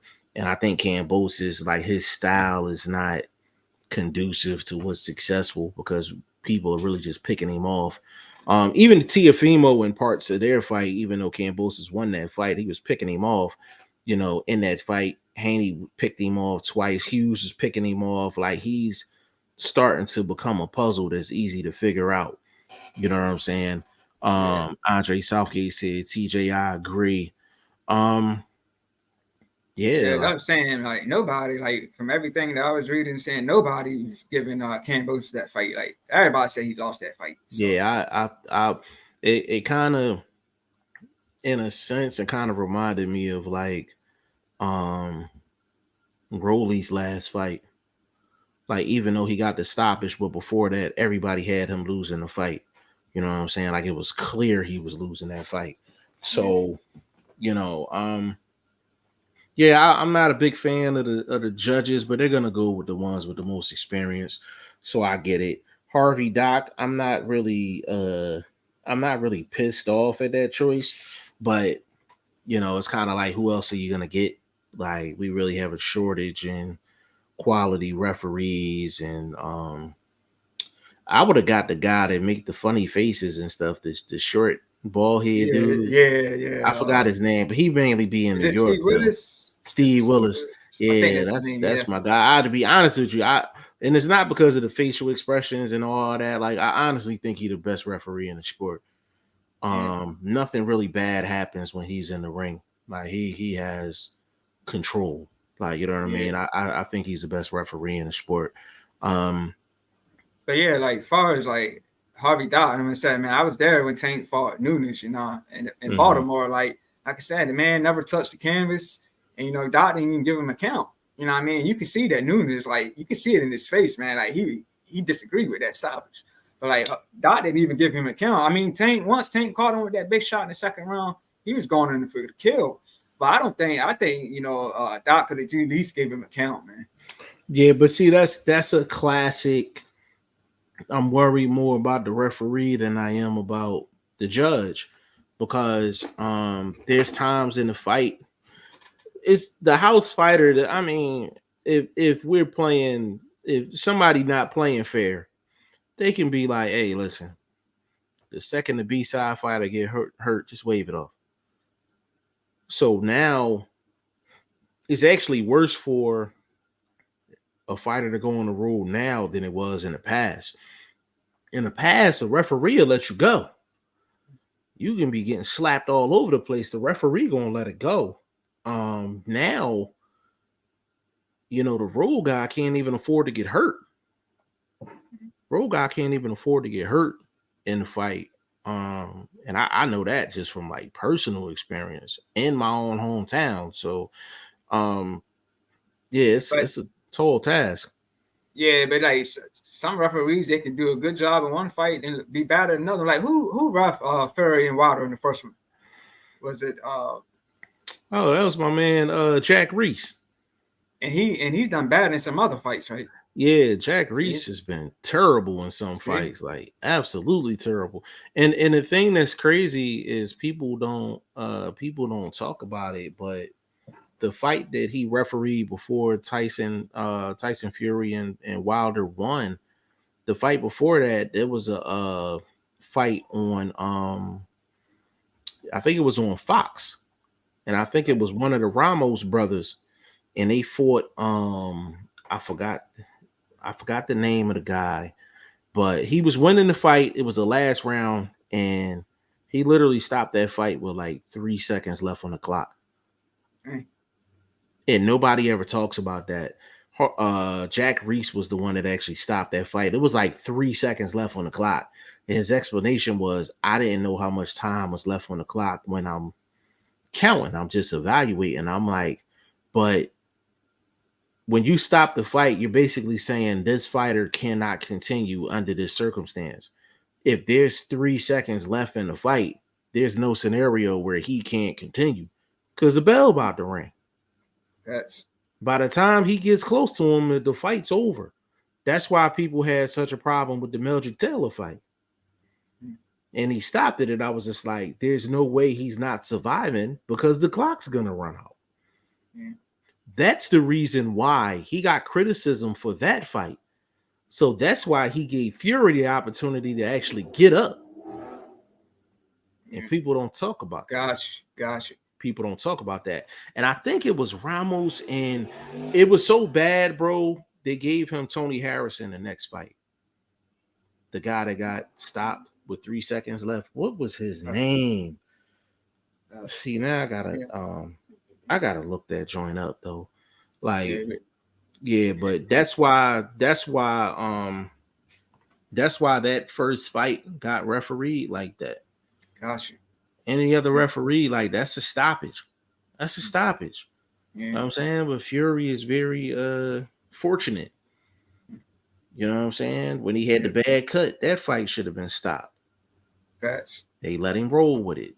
The Yeah, you know what I'm you saying? know, yeah, you know who had like small cuts in the fight. The fight got stopped.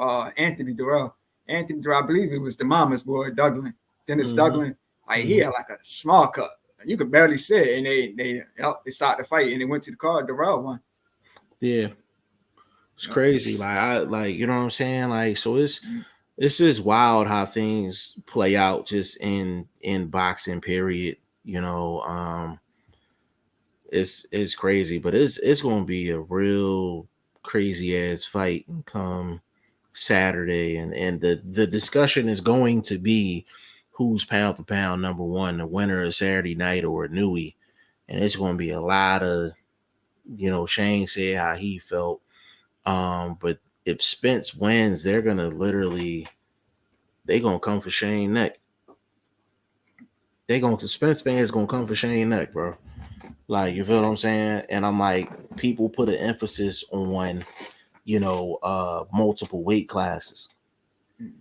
Like not everybody does that, and not everybody nobody has to do that. Right. Like you fight it where you're comfortable at. And there's plenty of guys that spent most of their career in one weight class. You know, um, as you get older, of course, you go up because you just can't get that weight off. But there's plenty of guys that fought maybe one or two weight classes their whole career. Like you take Zab only fought really at 47. He fought at 40 for a little bit, but he fought 40, 47. Um, you take Floyd, like Floyd went up multiple weight classes, but he went up multiple weight classes because of his body filling out. Like Zab should have been fighting probably at 40, probably had the frame for like a 35 fighter, to Yeah, be Zab's honest with you. small. Yeah, yeah, I Yeah, met Zab. Zab. Zab's small, man. Yeah, Zab's not a big dude. Like, so Zab was fighting at 47 because that's where the bag was. You know what I mean? Like, that's where the bag was at the end of the day. But he has a 35 or 40 frame. Yeah, You know what I'm saying? So it's yeah, gonna be real interesting to see how that fight plays out between Spence and Crawford. And this is another question, bro. I don't think anybody's really asked, but if Spence wins this fight, Derek James will literally have two undefeated unified champions at the same time. yeah. Like, But Mel, hmm but yeah, Mel Spence, yeah, so does that put him in all time great status in terms of trainers? for sure. To me, for sure. I even before he bought that, I was saying, Derek James is like one hell of a trainer, man. He's I trainer of the year, man. Like he's doing good work. Yeah, I had to sneak that in while Shane was off camera. Mhm. Because I would let Shane tell you his answer, but I Yeah, couldn't ask that question with him on the show because uh, it'd have turned into something completely yeah, different, yeah, and it's nothing disrespectful towards Derek James at all, but he has a certain theory on that, you know yeah, what I mean? yeah. And I It, and I respect it. Go ahead, bro. yeah. It's juicy in Shane's pound for pound list.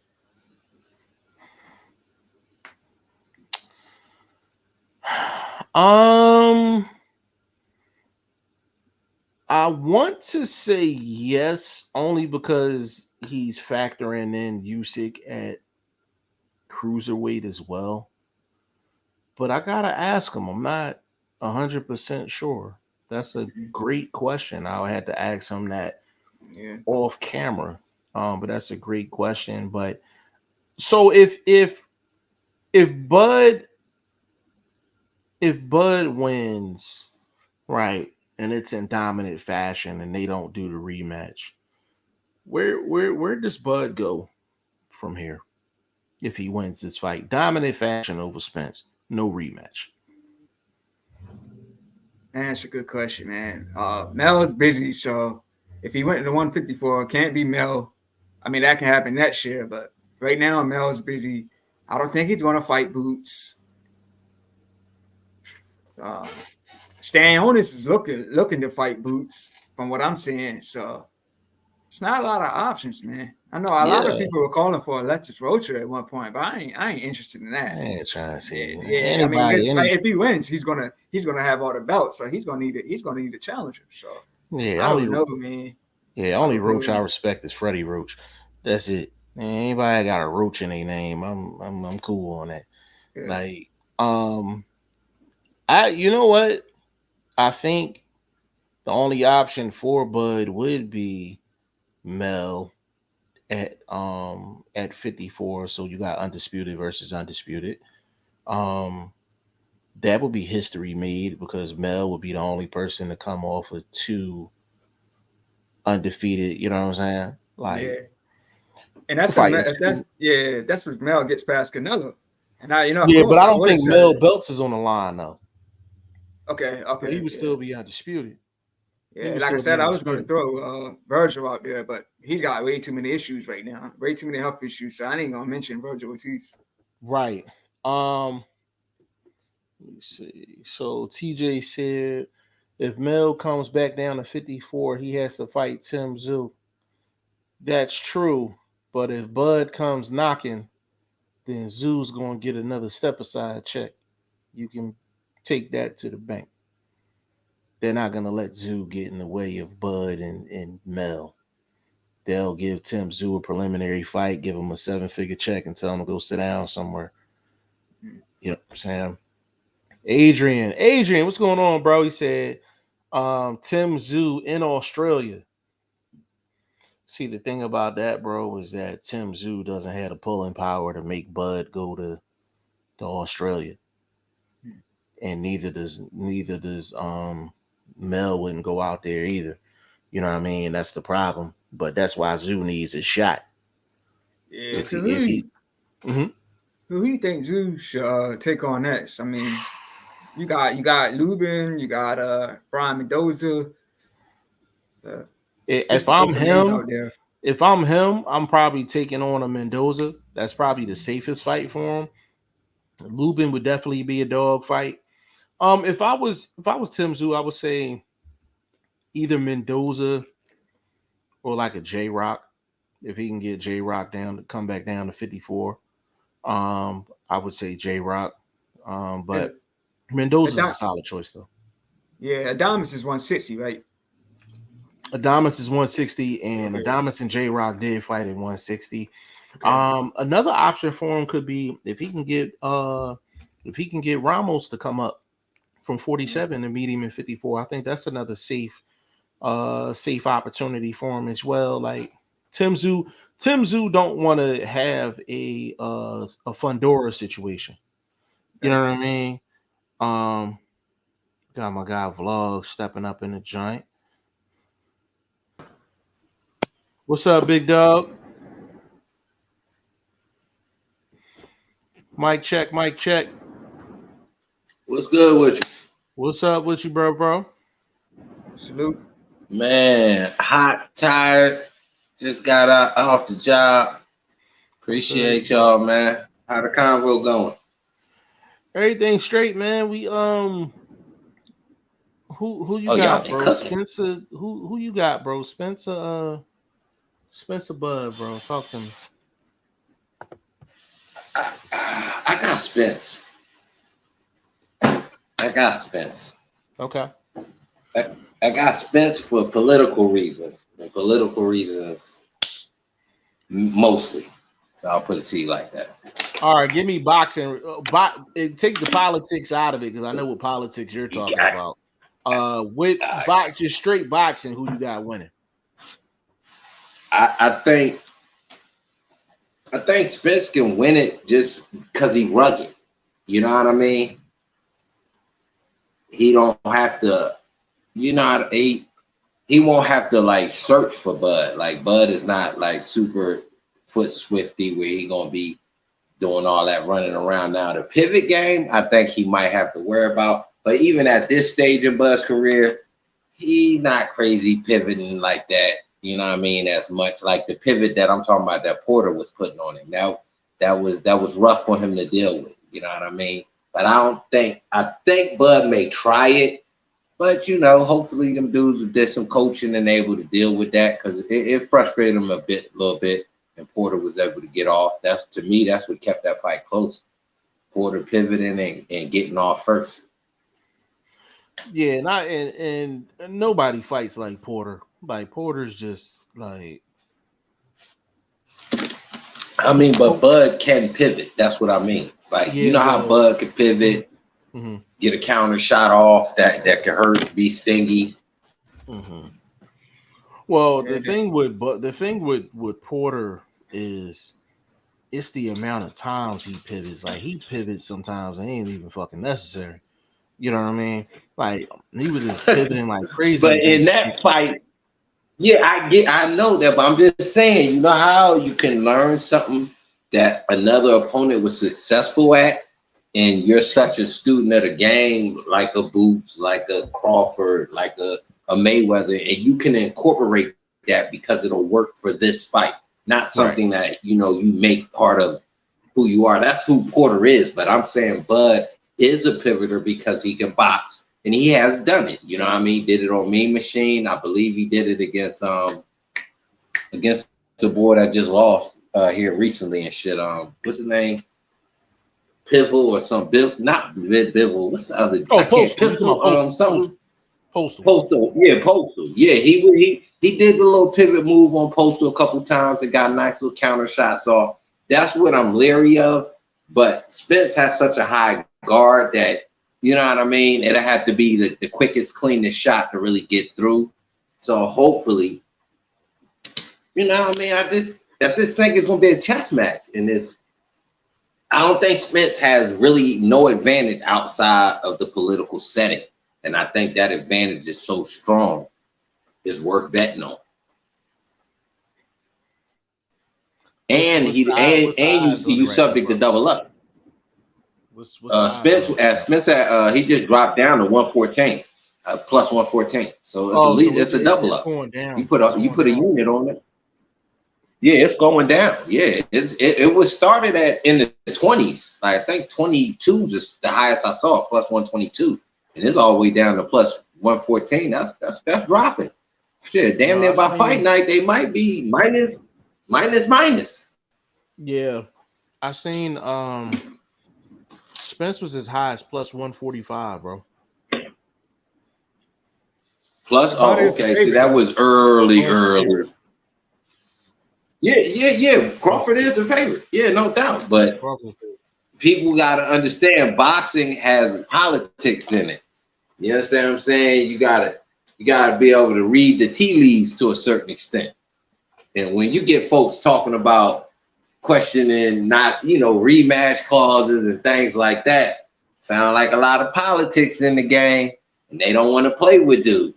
You understand what I'm saying? Like, oh, okay, so if you win, my dude can't get back in there? You subject to run with the belts and go across the street? Oh, okay. All right. I'm just saying. Gotta be careful. Gotta be leery of all this type of stuff, especially when you bet. Now, if you just, favorite your guy, a lot of this probably won't sway you, but when you gambling, injuries, all of that, behind the scenes type of stuff kind of affects where your leans are gonna go with. But for posterity's sake, I like the underdog anyway. I'm an underdog type of guy. So, I'm not a Spence fan per se. You know what I mean? But in this situation, I gotta go with Spence. I think he got more of he's the good guy in this fight on his side. So a lot of positivity with fan support, things like that. He got a lot going into the ring, not just because he's not quote unquote the boxer that Crawford is. He still has a lot of good positivity. He's the dude with all the belts. So again, He don't have to win per se. He just can't lose. Yeah. It's a big difference. Yeah. And a draw to me has got to be in a mid 30s, 35% chance of a draw. Gotta be. If you're going any lower than that, I don't think you know how to wager. Yeah, my homie Matt was saying he was going to bet on the draw. It could definitely happen. It could definitely happen for sure. Which actually locks in the rematch. It locks it in. So yeah, that's what a draw does, but it not necessarily. Not necessarily, because if Crawford feel like it's politics, he might not want to go back down that route. Well, from what I was told, he's officially signed and the rematch is in place. From what I was told. So no matter who wins, or is it a win-loss no matter situation? Who wins. Yeah, no matter who wins, it's supposed to be a rematch. So it's basically a 2-fight deal from what I was told. So if that's the case, then I mean he don't have to worry about that. But I could definitely see a draw. Because actually a draw would actually bring more intrigue to the rematch. So I could definitely see a draw happening for sure. TJ said, what's Castano doing? Castano is, I don't know where Castano. He might be looking to get Big Charlo. If Charlo don't run up to 168, that's what I heard, that he was looking to go up to 160, probably get a shot at Charlo, and then a little situation with him. That would, because he's supposed to have had a little nitpick of an injury.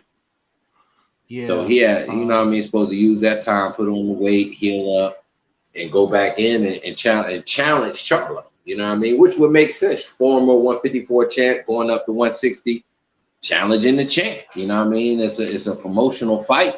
It would make sense. Your boy cold as ice in these streets, but a great fight for him would be him and Demetrius, because both them dudes is, you know what I mean? They freeze a cold, bro. Like, yeah, so that would be a good fight, because they got the old footage that they could use to help build and hype it. Hey, Vlog, I said when we was live last time, man, Andre just fighting. He just fought in January, but he said he needs to get one more before the year's up, man. And he fought, DeMar Nicholson, but Nicholson wasn't that good. Yeah, so we talking, that's 6 months ago. Yeah, he's due. That's what I mean. It would have been a great situation to finish off the year with Bro fighting. You know, like Bro fighting in, what is that, September? Yeah. Joseph N said, "Man down." I don't know what they doing with a lot of these cats. Well, I want to see. Don't get me to misleading the fans. I can't call what they doing, bro. Don't make no sense. I mean, you figure if you got a lot going on, let's say personally, sometimes it's good to just go to work. You know what I mean? Mm-hmm. Yeah. Beg your pardon? Yeah, no, I feel you. I mean, Jamal Charlo, just at this point, I just want to see him fight before the next president is elected. I'm frozen over here. Let me see if my internet trip. I can still hear you, but I think frozen. that's in 2025. I think that presidential election is going down. So if I can get Maul to fight before the next president gets elected, I'm cool with that. You know, it's just he's beyond ice cold, bro. Like I can't even explain how cold he is right now. Like, I'm telling you, he's having that's just a bad. That's next year, bro. Huh? What'd you say? Yeah. What you say, bro? Yeah. I mean, I can't call it. Your joint going in and out, bro. Yeah, I want to see Thurman, man. Thurman. I want to see him back. You know, I want to see Andre back. I want to see Maul back. So it's a lot of them, man. Yeah, I just sometimes you just gotta, like boxing is really, especially your career, momentum is very important. Very, very important. Like you even take like a Boots, for example. Boots is coming off of a great win. You gotta get him back in there at like September. You gotta get him back in there like September. Or October. You know what I'm saying? He should definitely have another fight before the year is out. That you have to capitalize on that momentum. Um, but guys are, just inactive. Like Thurman, ice cold in these streets. Maul, ice cold in these streets. Gary Russell, ice cold in these streets. Yeah. Andre, as much as I love Andre, he's ice cold in these streets. Like these, I mean, And it's crazy. here's the thing with Russell, you always see him going live training and Yo, talking. That's like it. I hate to he, say it, but bro, you always see, yeah, he's always live, but he's training and talking. bro, he be in training camp for like backyard brawls and shit, man. Like I'm just like, bro, like we need you actually inside the ring, bro. And the thing that's funny is that the guys that's inactive is always like why they don't get the support or why they're not where they supposed to be in their career. That's because you're not actually doing your job. Like Guys. your job is to fight in front of the fans and build your brand. You can't build your brand not fighting. Like you can't build your brand not fighting. Like Antron Russell got a fight coming up. He's actually fighting next month on somebody's undercard. yes, Yeah, yes, so he got a fight locked in. yeah. Like so, it's crazy. Like it's absolutely crazy. What's going on right now with a lot of these guys, but it's all about momentum. At the end of the day, it's all about momentum. I was trying to see if Vlog's gonna jump back in here because I was like, we got a good 2 hours in. This is good enough for me. Yeah. I'm gonna stick around for a couple just to see if he jump back in. But Yeah. But yeah, Andre, man, ain't he with Solomon? Is that who his promoter? Andre, who's his promoter? I mean, he I'm fought on PBC on the Showtime card. yeah, So I think he's kind of a free agent, so I think he kind of floating right now. There's a guy named Ghost that be in my in the chat all the yeah. time. He's I don't know who he is specifically, but he's definitely in that Andre camp. He's familiar with all them guys in the Andre camp.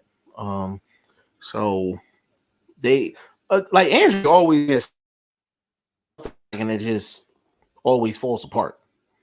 Like, you know what I mean? Like, so, but I just feel like he's missed out on so many opportunities. Like, you know what I mean? So he's trying to catch up and get it on the back end. Like, you know what I'm saying? He's lost a little steam too. You know what I mean? But I'm gonna close this joint out because I'm gonna jump back on here tomorrow. I'm off tomorrow too. So I'll definitely do another joint tomorrow, man. Legend, give me your social media and all that, good brother. Yeah, y'all can catch me on TikTok, the Legend 3347, IG, same name, Facebook, Todd Finney, podcast in this corner, man. Yup, in this corner podcast, man. When you doing the next episode, bro? I probably will cover like Bud and Spence. Like if I don't go nowhere and watch, I definitely will just probably cover the fight. Okay. Yeah. So. Any interviews lined up? Yeah, man, I'm still working, man. I'm Still just working. waiting. I'm just waiting on them to get back with me. You know what I mean? And like you said, man, sometimes they hard to get. That's a fact, bro. That's a fact, man. Ty Finney, the legend. Y'all can find me all over the place, man. Facebook, Instagram, Twitter, TikTok, G5FTV. You can find Shane at I_am Shane, the number 1 on Instagram, and Blunt is on Instagram as Boxing First Vlog. But we appreciate you guys actually sticking around and talking some, not only Spence Crawford, but just overall boxing, man. We'll do a quick roll call. Big shout out to Joseph N. Big shout out to TJ, Adrian, Andre Southgate. Big shout out to Stanley Davis. Big shout out to Todd, DM3, Entertainment. We all from Jay Banks, J.O., Bruce Gas. Big shout out to him as well, man. Appreciate you guys jumping on with Ty Finney, the legend, and myself. We will be back tomorrow. I'm not sure if it's going to be on. It'll probably be on both our channels, but we'll figure it out. Follow us on social media so you can get the details, get the link. And on behalf of the staff, man, we see y'all tomorrow. Appreciate y'all.